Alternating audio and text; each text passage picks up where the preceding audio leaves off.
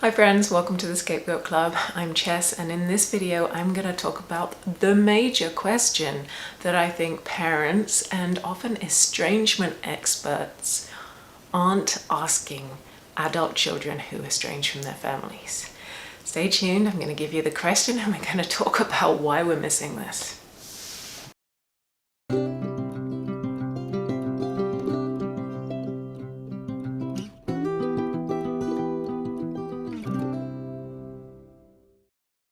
Hi friends, welcome. If you're new here, my name's Chess. I'm a relationship coach, I'm a psychotherapist, and I talk a lot about family estrangement. And what strikes me is when I really look at the dialogue around estrangement, there's a major question that parents, estrangement experts aren't asking, and potentially even therapists. So in this video, I'm not going to keep you hanging. I'm going to give you what that question is. Then I'm going to talk a little bit about what I think the benefits are of asking this question, and really then also why we don't ask it.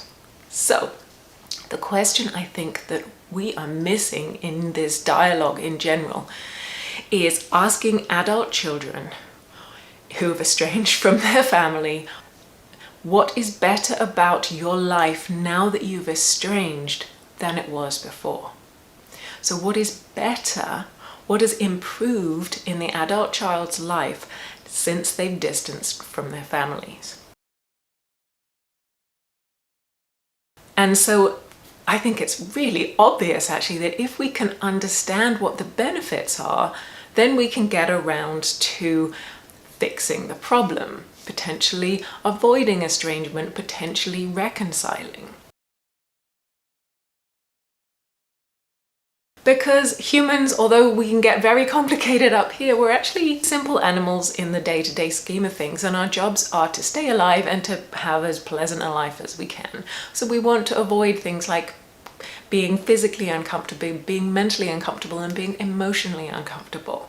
So we keep ourselves warm, we keep ourselves fed, and we like to surround ourselves with good people. And so in general, the majority of the time, the choices that people make are done from a perspective of that they feel that it's going to improve their lives.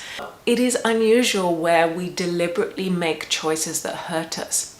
Even, for example, things like self-harm or addictions, there's a reason why we have those behaviors. And for people who are in that space, often it's a way of coping with pain that's deep emotional pain that we don't have any other ways of letting that pain out. It's a way of distracting or a way of coping with the pain. So in a weird way, it is actually helping us at the time. And so if we come back to this estrangement piece, why would anybody at all cut off a person in their lives, especially a really important fundamental person such as a family member? Why would anybody cut them out for reasons that weren't going to help them? It just doesn't make any sense. And I see so much language online about how awful children are and how selfish and how mixed up or entitled children are for cutting off their parents. And I just think that is such an unhelpful narrative and storyline to go down. Well, why are we getting mixed up in this loop of trying to argue that piece, which I do, and I hope I'm probably still going to keep doing. But why are we arguing that piece when we're not looking at the fundamental things of, okay, you do it, so what gets better in your life? Because if we can understand what gets better, then potentially a parent, or we can talk to the parents and say, okay, well, this is what has improved in your child's life. So effectively, this is the solution to the problems they were having. And so how can we alleviate those problems, or how can we add to being the solution? So for me, just very briefly, the benefits of me having distance from my family are immense. But this video also isn't about demonizing my parents or all parents and saying how terrible they are and how great it is to estrange from them. No, the other part of estrangement was that it was the hardest thing I've ever done. It was so destructive on a kind of a fundamental emotional level. But also the estrangement could have so easily been avoided, and to be honest, could potentially even be reconciled now if my parents were to ask me very basic questions. And so coming back to this question, just how is your life better now? If they were to ask that question, they would show me some very, very important things. Number one, they would show me that they were genuinely interested in me as a person rather than their idea of who I am. It would show that they have considered that there is thought behind my decision and that they are validating that thought. It shows vulnerability and bravery and emotional interest from them that I've never experienced. Maybe that's just how they are. Maybe it's a generational thing. Maybe it's a societal thing. Maybe it is a narcissistic thing. I don't know, and to be honest, I don't really care at this point. The reason why is not as important as doing something different, changing those behaviors.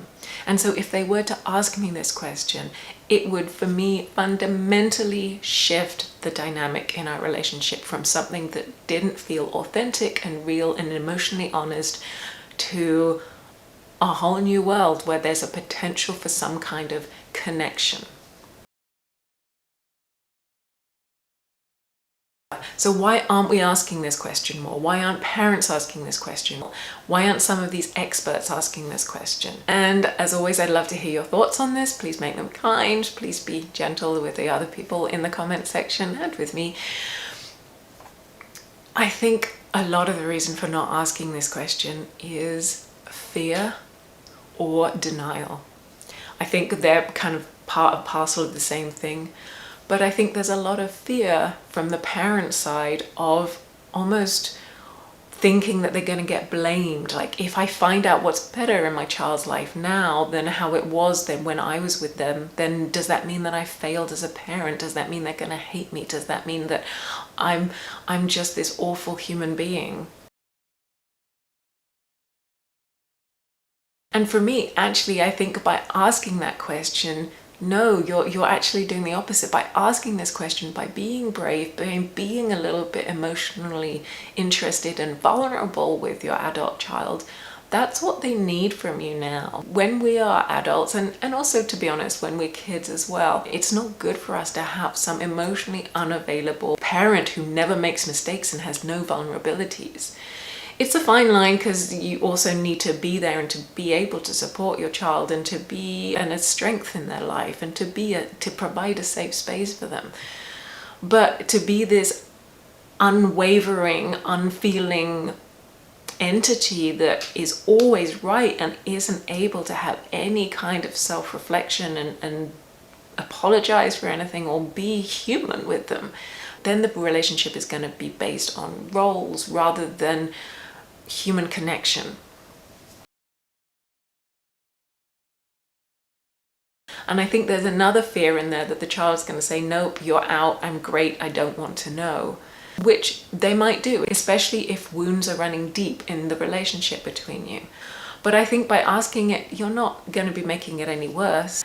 And for me, asking the question is opening up the dialogue, so at least then you know where to start. Coming from a perspective of curiosity will give you ideas about their life. It'll allow you to understand them more and to get to know them as a person, as an adult, maybe as a parent of their own.